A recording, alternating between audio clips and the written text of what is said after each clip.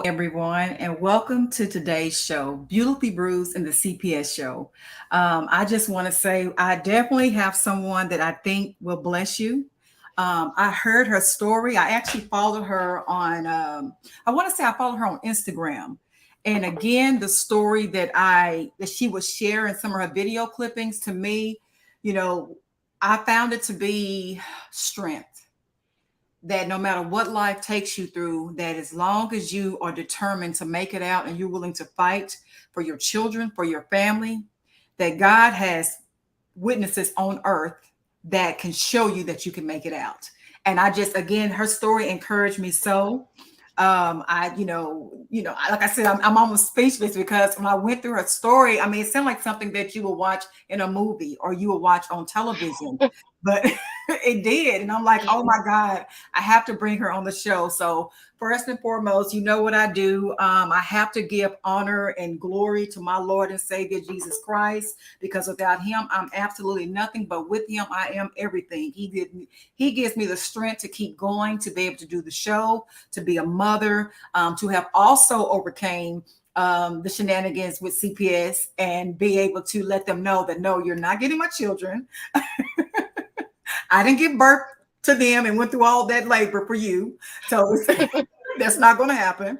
So, but again, I wanted to bring on Mrs. Amber Collins. Again, her story to me, it touched me in a special way. And I think it would be so much encouragement for many people that are currently going through CPS or just got that investigation call and just really going through this like black hole of what is happening right now. So without any further ado, I'd like to welcome Amber Collins, my kiss. Hi. Hey, Amber. And again, I am not going to be long-winded because you really have a story that I want our viewers to hear. So without any further ado, please go ahead and introduce yourself. Hi, thank you. So as you said, my name is Amber. I have three teenage daughters now. I went blank there for a second. But yeah, I'm just a mom that for the longest time, it seemed like no matter what I did, everywhere I looked, someone was trying to take my kids away from me. It was, Oh, when they were, between the ages of 5 and 15, actually, for about 10 years, it was a constant CPS case. Like I told you, every 4 to 6 months, CPS case, CPS case. Um, and a lot of it was from the teachers. And a lot of people, I learned throughout my whole ordeal with CPS that even though the teachers and the school can call CPS on you, you right. can call CPS on them as well. And a lot of people don't know that, I didn't know that. because we send our kids to school to learn and everything. And if they're getting abused or anything at school, um, well, at least in my experience, they turned around on me and tried calling CPS on me. And then I ended up, later on, I had to call it on them because my kids were being bullied. It was really, really bad.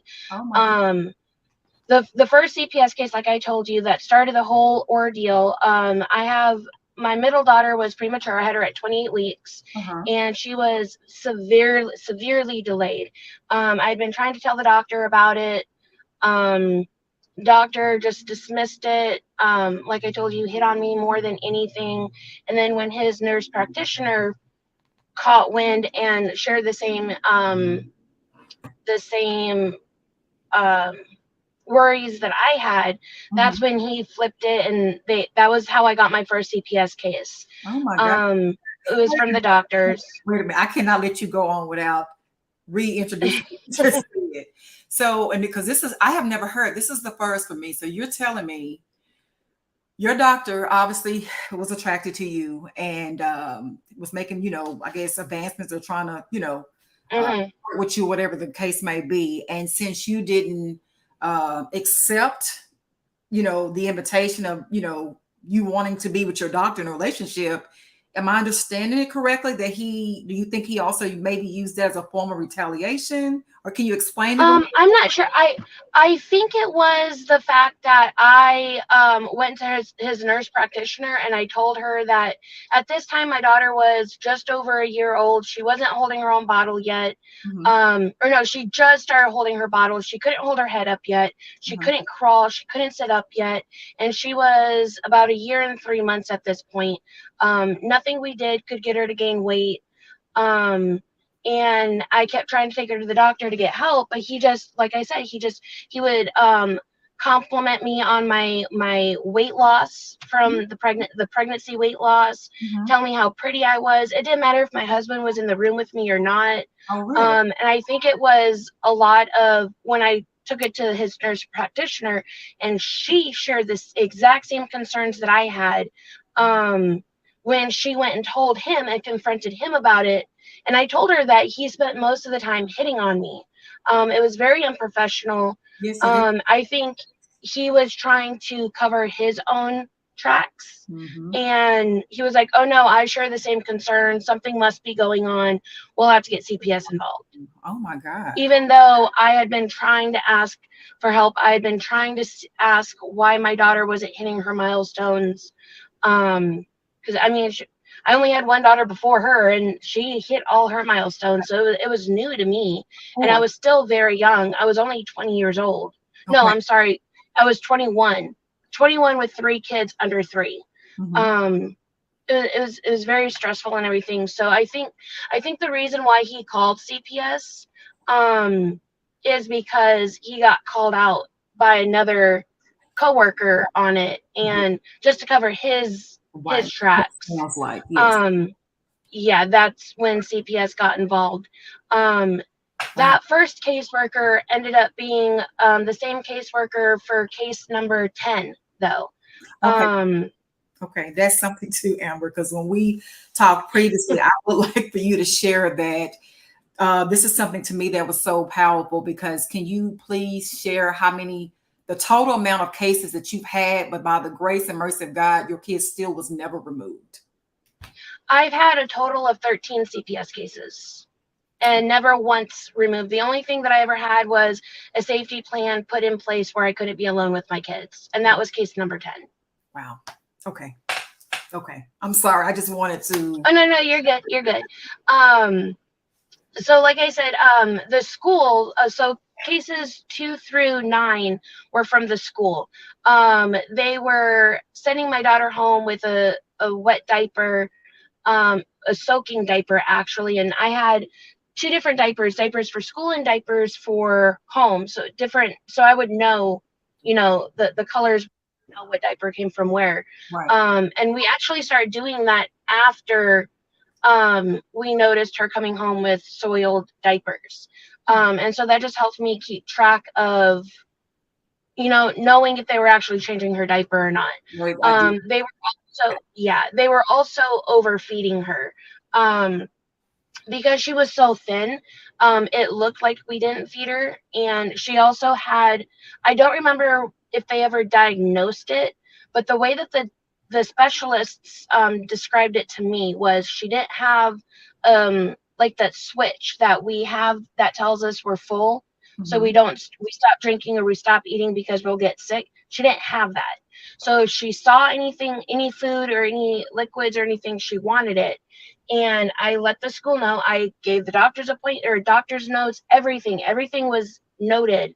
Right. And they still would, whenever she would see the food, they would give it to her because she would cry. And after a couple of days of doing that, her stomach would swell so big.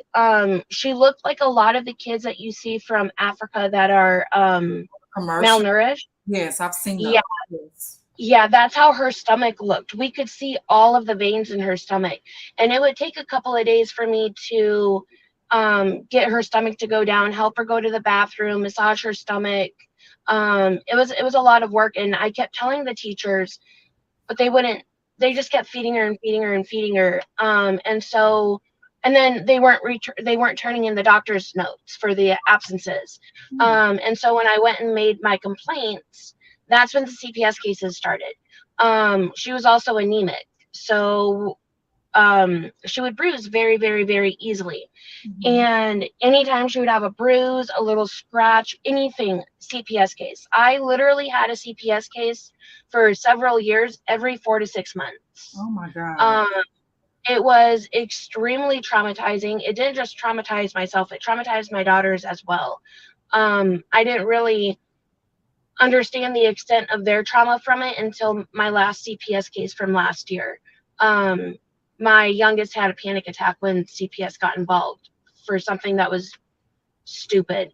Um, Many times have you but say been in your life? This is definitely yeah, traumatizing. yeah. Um, it's extremely traumatizing and probably have some PTSD from it as well.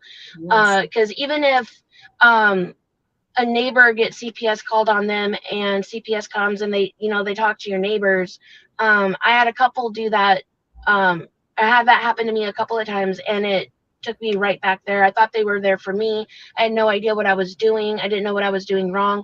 Last year when it got called on me, I haven't been doing anything wrong and it spun me into a tailspin. I couldn't Triggers sleep you. for a week. Yeah. I couldn't eat. I couldn't work. I couldn't do anything because I didn't know why they were there. And I was afraid they were going to come take my kids away, especially where I live in San Antonio. The CPS down here, it's really bad, especially if it has anything to do with a drug case. It's like they find anything to take your kids away, The least they can. especially if it's a drug case. Absolutely. I've hmm heard that before. Yes. Um, yeah, I mean, I know people that um, were clean, didn't have anything in their system, and they still popped up dirty. Um, and so when they sent me to that clinic the last time, I told them I wouldn't go because I knew if I went, I would pop up dirty for something.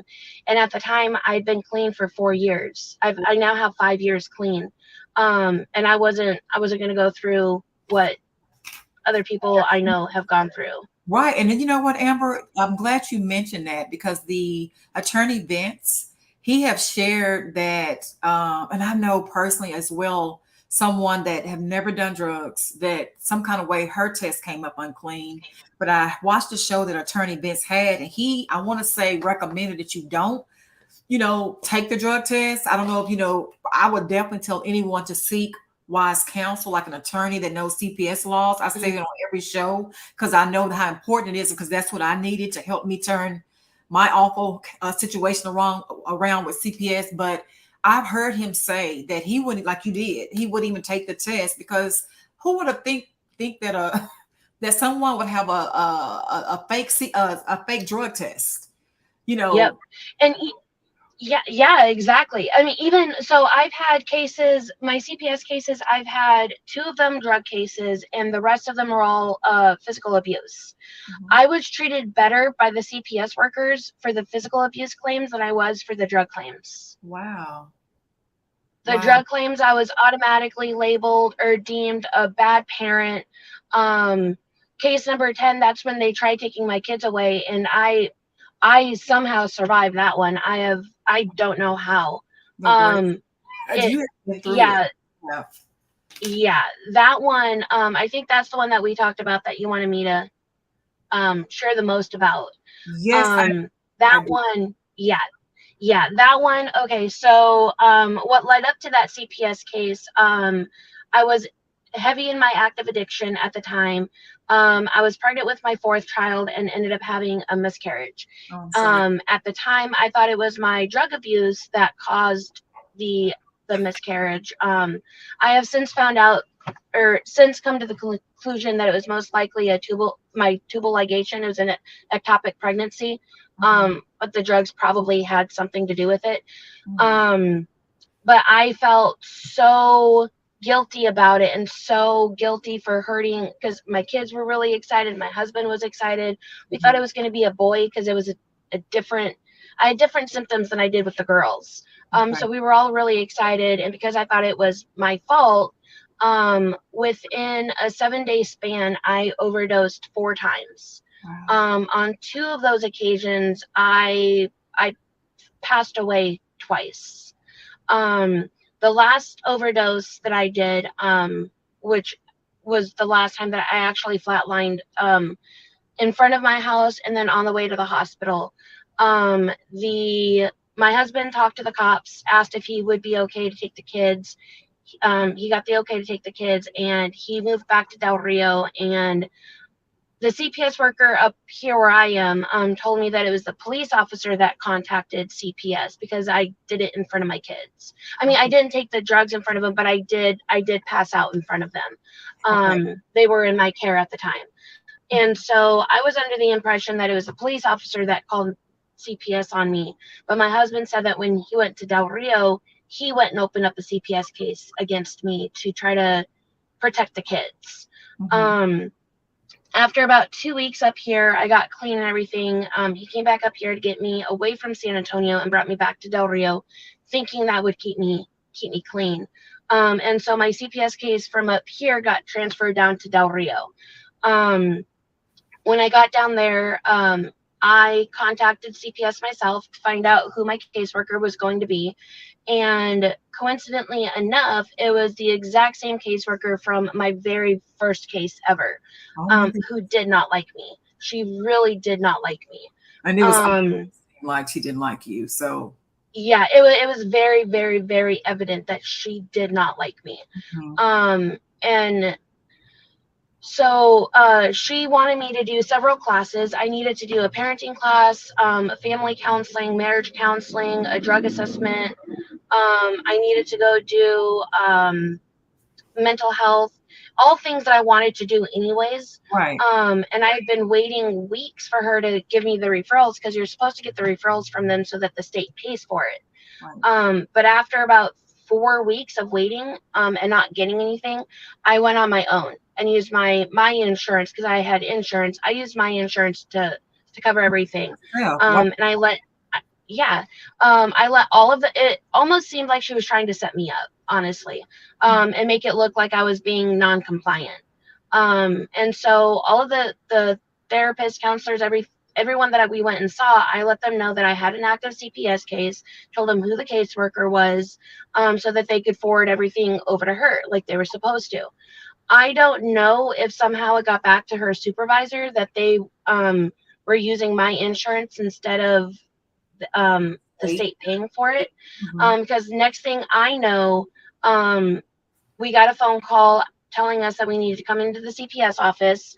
And it was about maybe 15 minutes before they closed. We got there with like 5 minutes to spare. Um, and she told me that she was going to be taking us to court to get a court order to make sure that I do the services that she wanted me to do that I was already doing. Right. And I asked why I needed a court order if I was already doing it. A court order is if I'm refusing to do it, and I was already doing it. So why do I need to go to court? Correct. She told me, don't worry about it. We just want to make sure that you actually do it and stick through it and complete it. So we're going to take you to court. We have an affidavit. We need you to sign it. And I started reading it. My husband and I, we each had our own copy. We were starting to read it, and she wouldn't let us read it. She told us that she didn't have time for us to read it. Everything in the affidavit was completely true, and that we just needed to sign it to let her, or to state that we got a copy of it, so that we could go to court. And I told her that, I was always raised to not sign anything unless you read it first. And me too. And given my history with her, I was not going to sign it without reading it. We argued a couple of times, and I said, okay, fine, I'll sign it, but I'm putting a note here that you are not letting me read the affidavit before I sign it. And they tried telling me that I couldn't do that, and I told them that I was writing it anyways. So I had my husband write the exact same thing, that we were signing it against better judgment, and we were not allowed to read the affidavit before signing it. Later that night, because it was around Christmas time, because we're a low income family, we were invited to go get Christmas presents for our kids, kind of like a Toys for Tots thing, but it was the local Fisher group. I've heard of that. Yeah. Um, and we didn't know who all was going to be there. Apparently, they had some judges, some lawyers, local prominent people there. Uh-huh. We took pictures with them. Oh, back up a minute. She told us, because when we were going to court, she told us that we had to go to court the next morning at 8 o'clock. Wait a So it minute. didn't give us any time to get a lawyer, didn't No, give us any nothing. So our rights on that were violated.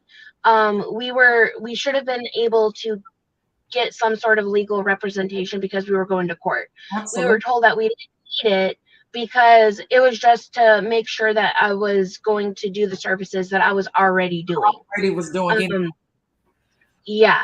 Ooh, And she had got on another caseworker from the family based CPS. And I had texted him, and he told me um, that I needed to get myself a lawyer because she was trying to take my kids away. oh my, And he told me, go down to the courthouse right now, try to get yourself legal aid, um, but you're going to need it. And if you have anything to rebuke what the affidavit says, bring it with you tomorrow morning. And so between getting ready for this Christmas thing to go get my kids Christmas presents, mm, I we read the affidavit. Everything in that affidavit was incorrect, except for the amount of cases that I had. She had put in there that I was on probation at the time. Well, I just completed probation. She put in there that I violated my probation numerous times. She put in there that I was a heavy drug addict. She put in there that my husband was physically, mentally, and emotionally abusive. Some of the cases, she put that we were non compliant with any of our CPS cases, and made it very difficult for any caseworker to close our case. Um, and so what I had done was I contacted my probation officer up here in San Antonio to get mhm. a letter from her. She contacted the county DA's office in Guadalupe and got a letter from them saying that I never violated my probation. I successfully completed it, and that I had no other legal troubles. Hadn't gotten any other legal troubles or anything like that. And then I had 3 CPS workers that I had stayed in contact with, and they wrote a statement for me stating that I was very compliant. I was the easiest case that they had.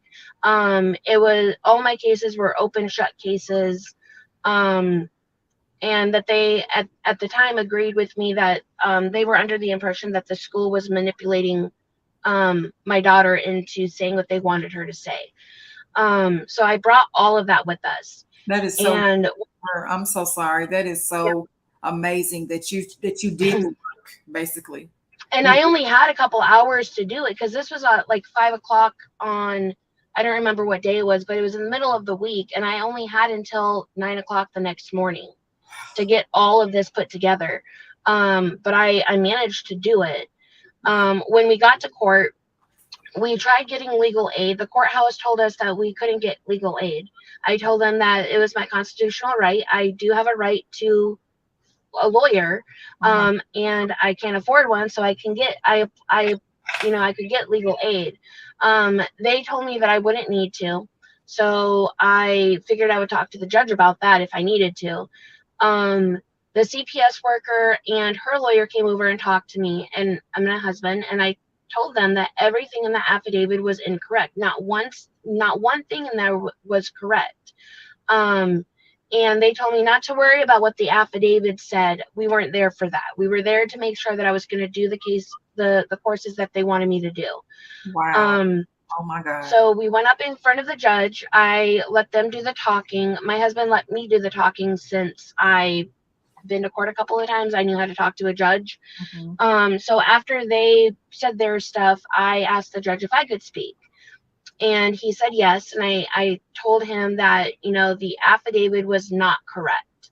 Um, and the CPS lawyer objected, said that we weren't there for that. And the judge told her that if somebody were to sit there and question his character, he would appreciate the chance to defend himself. So he was going to allow me the opportunity to speak up for myself. No more than And so yeah, I handed everything over to him, and I told him, the affidavit is really, really, really bad. And I had proof of everything that, pretty much none of that was true. Um, and he had told me that he was there the night before at that Christmas thing, and saw how my husband and I interacted with our kids, how they interacted with us. They didn't show any Like they were intimidation, any or fear. anything Yeah, it's like just that. like a normal family. Right. And he said that he told me that if he wouldn't have seen us the night before, and if I wouldn't have brought in all of the proof that I had to contradict the affidavit, that he Mhm. would have taken my kids away right then and there, Oh my because God. that's how bad the affidavit was. And Um, and Amber, you have said drop so many jewels and nuggets because there's a lot of viewers that are in the process of dealing with CPS cases, getting ready to go to their court hearings, and I think that is substantial that you shared that. Thank God you attended the event where the judge was able to be there as well to see your personal character for himself. But if that mhm, never occurred, it sounds like this particular caseworker, who honestly, it seemed like she had it out for you for whatever reason that may be, that she literally had set that affidavit up for your kids to be removed. And even though the yep, information she shared was not factual. yep. Yeah, and the judge was very, very upset. He told the lawyer that she needed to talk to the caseworker. He had the caseworker get up and ask why she lied. She says she didn't lie. That she went based off of what was in the, like, when she looked me up. I guess because all my CPS cases are still. I mean, they're closed, but she could still look it up. Right. And he told her that if that was the case, then why did he have three statements from three different CPS workers contradicting what she said? Oh my God. um it's very scary. It's because Yes. most, especially from experience, and from watching stuff excuse me, that happens to my friends, a judge is going to take a CPS worker's word over yours. No, So yes. you have to make sure that you document everything. And it got to the point where, I mean, my kids are now 17, 16, and 15 years old, and I know when they get a scrape on their body, because I had gotten to the point where any little thing that was on any of them, CPS got called on me. So to prove that it would happen at school, I would, and this was under direction of one of my CPS workers, I would take a picture of them Wow. every morning before they went to school and every day after school. I took a picture of them. There were times that my daughter came home with a black eye. There's another time that my daughter came home with a gash on her back, and CPS got called on me for it, even though it happened at school. So They turned around on me. I'm so glad you said that also because I never seen that. I mean, anything is, dealing with, the world, everybody's different, obviously, but even it shows not only can you be treated badly or a CPS caseworker cannot be operating out of integrity. And because I always say, even with my experience, it's personal, Hmm. it's very personal. And especially when Very. it is. And especially if you have someone that seem like they intentionally are out for you and they have so much evidence to show and prove that. Um, oh my God, but I never thought about it from a teacher's point of view. So did you share that and just to piggyback on this a little bit, that the teachers sometimes it almost seemed like that they would do Hmm. things intentional because normally CPS cases they are I research statistics show that they are normally formulated from doctors' offices, from schools, from exes or someone who don't like you, family members. They'll do it out of strife, out of malice, just to get back at you. So you're basically Hmm. saying that this could also pretty much be a case as well where the teacher was using CPS as a form of retaliation against a parent. Yes, I even tried suing the school, or at least the school district, and I was told that the school is protected. I could not find any lawyer that would help me go after the school, even though it was evident that they were harassing me. They were, because my daughter was delayed, my middle daughter was so delayed. Um, we would use certain words for her so she could understand. So Right, we never said, hit, punched, slap. It was always pow pow. Do you want to get a pow pow? Don't do that. You're going to get a pow pow.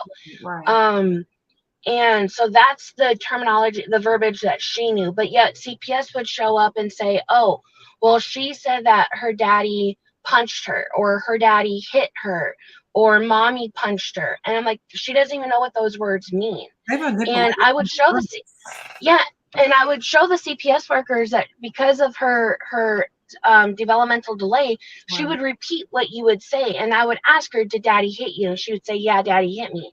And I would go so far, like, "Did Cookie Monster hit you? Did Dora hit you? Did Mickey Mouse hit you?"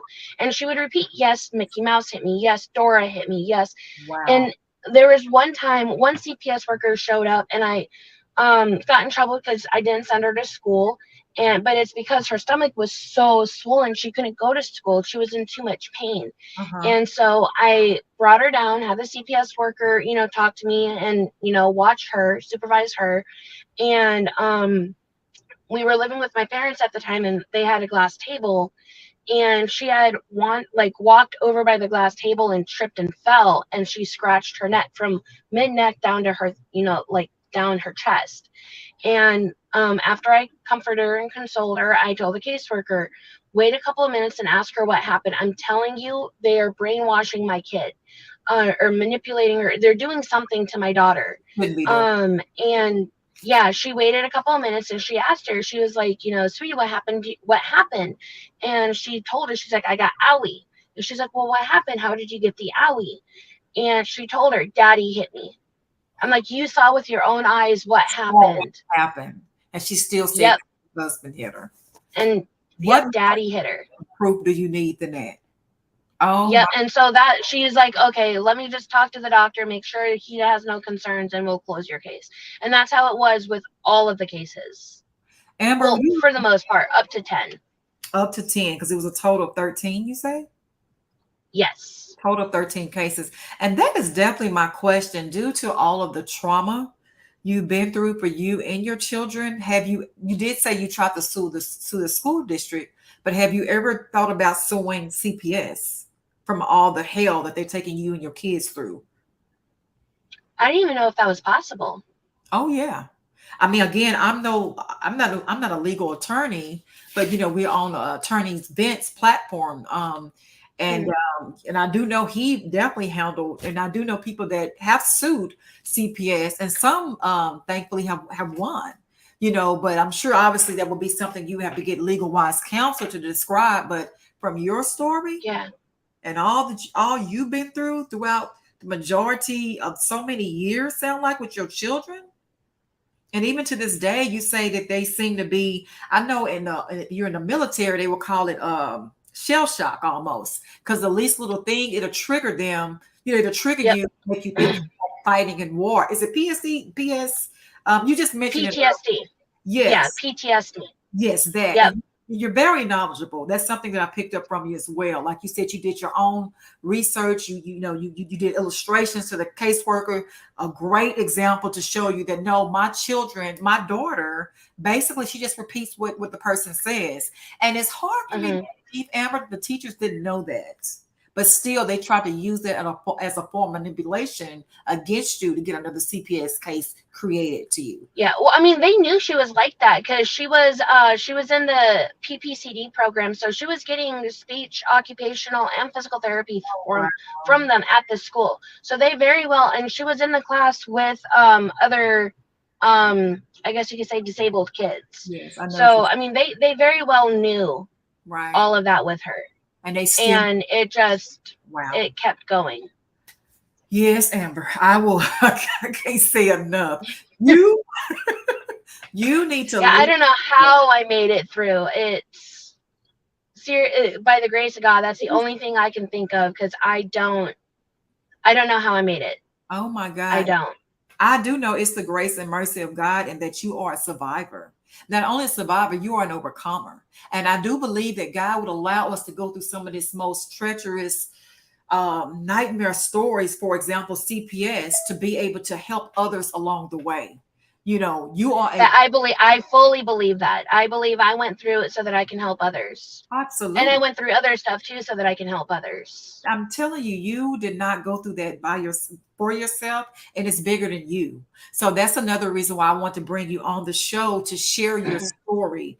And I strongly recommend, I don't know if you can get in contact with Attorney Vince. I know you're in Texas like I am, or find if you're able to connect with an attorney that knows CPS laws, that's aggressive. You're a very intelligent woman. You know how to share your story in full details. And I definitely think it's worth a try. From all the stuff that they've done to me maliciously and intentional against you, just to keep you, or try to put you in the system, and try to so many, Mhm. psychologically, emotionally, mentally have traumatized you and your children. It is a Yeah, lasting I mean, way. it's so bad. I had to unfortunately call CPS on a neighbor of mine, and when they called me back to go over my claim, um it triggered me, and I thought they were calling me for me. I thought I did something. I completely forgot that I'm the one that reported it on a neighbor of mine because yeah. Um but Wow. yeah, even that alone triggered me. Wow. I think you definitely should look seriously into that. Because I you will. I didn't even think of doing that. absolutely, you will be surprised that other people have done it, and prayerfully, some people have actually won. And hearing your story, I can see it being on the winning side as well. Because you, again, you know how to explain it, you know how to give the details, you have evidence to justify it, and that can really work in your favor. And with that being said, as well, Amber, and I just like to share too, by this May, we're getting ready to, even though it's almost Memorial Day weekend, but May is also considered Mental Health Awareness Month. And, like you spoke of your child, the teacher obviously knew the child's conditions because they was in speech therapy and things of that sort. So they were Mhm. obviously, they should have documents showing what this child needed, what they need help and improvement with. And I know that personally because I have a son that has been, they say he's been known as being artistic. So I know with the speech therapy classes, I'm definitely an advocate for special needs children or special services. And I say it all the time. I don't even think they're special needs. I think they just process differently because a lot of them Yeah. are so highly intelligent that you Yep. cannot just categorize them in a box. You can't. I think Yep. some And I agree.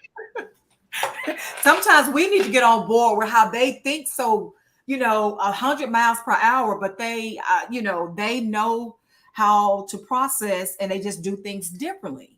But they're no less than anyone else. So I don't really consider Mhm. it special needs. I say they process differently, but I do know, with teachers normally by having a son that they say that seems to be artistic, that being an advocate for him constantly in schools, that they are fully documented of what services that they need and what needs to be implemented to help them with their academics. So I see you have definitely overcame both sides of the spectrum. You had caseworkers that, and I know what that's like, that intentionally didn't like you for whatever reason, that they were doing all these horrible things that has no integrity because of their own personal reasons and trying to remove your kids. You said yourself, the judge even said, if he hadn't attended that event that night, he would have deemed whatever this CPS caseworker wrote on the paper for you.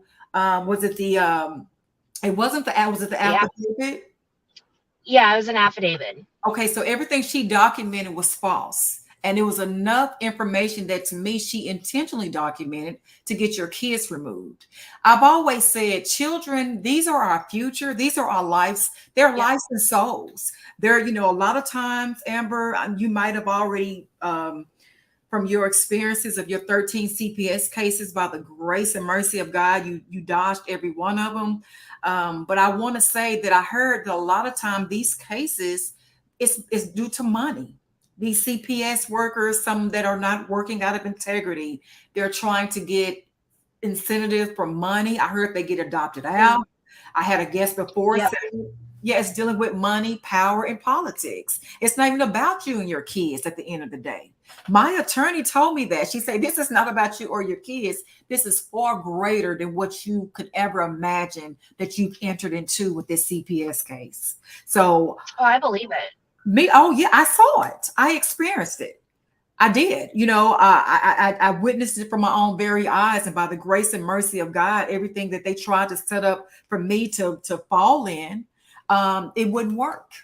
It wouldn't work because I knew from what I seen, a lot of people have no idea what they're entering into. I think the CPS caseworkers that are not operating out of integrity, they will use that against you. Some people feel like, Mm-hmm. yeah, I just come and talk to the caseworker when she come into my home. I just let her know everything that's going on. And that's actually some information that they can use against you to try to keep your kids away Yep. from you. So Yep. yeah, it's I have big. a friend that had a CPS case, and she was open and honest with her caseworker. And I told her, don't tell her everything. She's like, well, maybe she can help me. And I told her, no, she is not your friend. She can be nice. She is not your friend. She will use it against you. And she did. She Oh ended up my God. losing her kid. My point is, they come as if they're your friends, they come warm and friendly, but like you Mm-hmm. said, they will only use that to turn that against you in court. And unfortunately, your friend thought they were just being nice, and you say her kids Yep. was removed because of that. So I think it's important that we have to also keep in mind that these caseworkers, they're working for the government. They're not there for you. We're our own. Correct. They say they are, but they're not. They're not. They're not. They just tell you that to get what they want, obviously. Mm-hmm. But it's so hard to get. I mean, you thinking a person coming in and sharing things with you as if they're warm and fuzzy and like they really care about what you're going through, but they're not. I know someone that worked for CPS and they say they use it as resources. These are resources we're going to use to help you to get you in, to make you feel like, hey, we care about you. But unfortunately, with the wrong caseworker, that actually end up being a hindrance to you and your children. So you gave Yep. great advice with don't say. I honestly would tell people I wouldn't say anything, until I get me an attorney, someone that knows CPS laws that can speak with you and guide you on how to handle these CPS caseworkers, because it can end up doing more harm than good. So, Yep. my God. So, with that being said, Amber, like I said, you have overcame, and I never thought about it like this, but you have school teachers, unfortunately, that may have something personal against you. And by this being Mental Health Awareness Month, as you know, the school year have ended up here in Texas. We give, school just completed. We enter into the Mm-hmm. summertime. But I think that's great for people to know as they get ready to prepare for the next upcoming year, that be careful, taking your children back to school, especially if they're dealing with special needs. Like you said, take Yes. pictures, document, anything that can be held against you or misconstrued. Have your own evidence to show. No, if a CPS get involved, no, this is the situation, because you don't want that teacher to, take things out of perspective, and here you go again with a brand new CPS case. So I'm so glad you shared that story as well. Yeah, my last CPS case, so my middle daughter, she's older now. I've been having a lot of issues with her, and I went to the school to ask for help. Mhm. I went to the principal, the vice principal, her counselor, her advisor, and I asked for help. She was, you know, lying, stealing, doing a lot of bad stuff, and I didn't know what to do anymore. Wow. And so I went asking for help, and that's how I got my 13 CPS case. She I love her to death, but she's a pathological liar, and because she's not able to pull the wool over my eyes anymore, Mhm. um, she was able to do that with them and lied about a whole bunch of stuff. This is the Um, teacher you're where, talking about? huh? This the teacher you're talking about?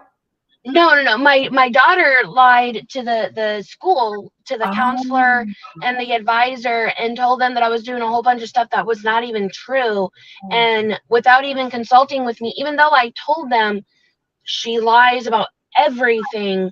right, right. They took her word on it and called CPS on me.